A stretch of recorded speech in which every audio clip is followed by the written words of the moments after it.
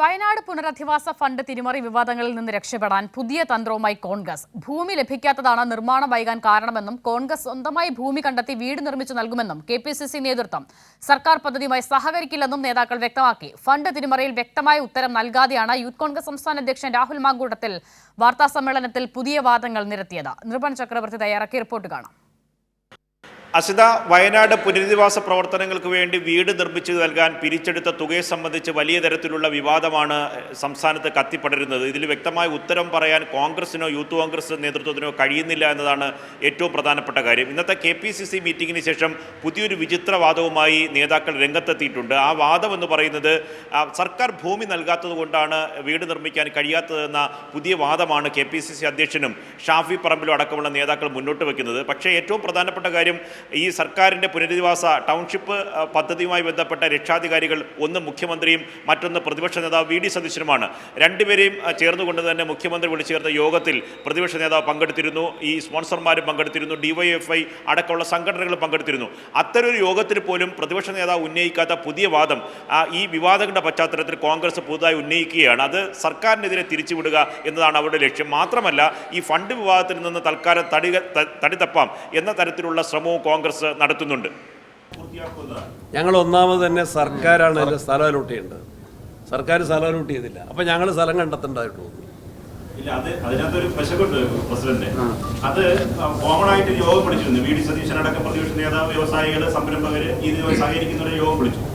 ഈ എസ്റ്റേറ്റ് ഉണ്ടല്ലോ, ആ എസ്റ്റേറ്റ് ഏറ്റെടുത്തതിന് ശേഷം പൊതുവായിട്ടാണ് സർക്കാർ അത് നടത്തുന്നത്. ആ സ്ഥലം അവിടെ അനുവദിക്കുന്നു, അതിലാണ് നമ്മൾ കൊടുക്കുന്ന ഡൊണേഷൻ ഉപയോഗിച്ചാണ് വീട് നിർമ്മിക്കുന്നത്. അപ്പോൾ അതിനകത്ത് സ്ഥലം അനുവദിച്ചില്ല. ഇവിടെയാണ് അപേക്ഷ നൽകിയത്. ഈ യോഗത്തിൽ യൂത്ത് കോൺഗ്രസോ പങ്കെടുത്തിരുന്നു.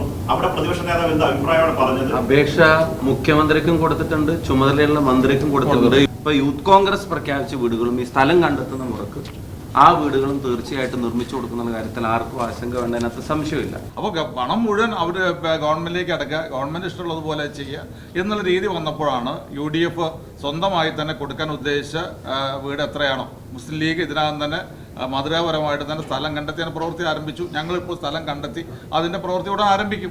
അതേസമയം യൂത്ത് കോൺഗ്രസിന്റെ സംസ്ഥാന അധ്യക്ഷൻ രാഹുൽ മാങ്കൂട്ടത്തിൽ ഇന്ന് വാർത്താ സമ്മേളനം നടത്തി വിശദീകരണം നടത്തി.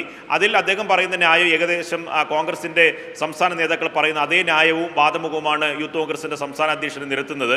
അദ്ദേഹം പറയുന്നത് ഭൂമി ലഭിച്ചില്ല, അത് സർക്കാരിന്റെ ഭാഗത്തുള്ള കുറ്റമാണ്, ഭൂമിക്ക് വേണ്ടി കാത്തിരുന്നു, അതുകൊണ്ടാണ് നിർമ്മാണ പ്രവർത്തനം നടത്താൻ കഴിയാത്തത് എന്ന വാദമാണ് രാഹുൽ മാങ്കൂട്ടത്തിലും ഇന്ന് വാർത്താ സമ്മേളനത്തിൽ ഉന്നയിച്ചത്.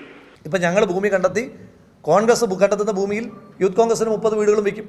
അതായത് നമ്മൾ സർക്കാരിനോടാണ് ആവശ്യപ്പെട്ടത് ഭൂമി തരണമെന്ന്. സർക്കാർ തരുന്നില്ല. സർക്കാർ തരുന്നില്ലെന്ന് പറഞ്ഞ് നമ്മൾ സർക്കാർ ജനങ്ങളെ പറ്റിക്കുന്ന പോലെ നമ്മൾ പറ്റിക്കാനില്ല.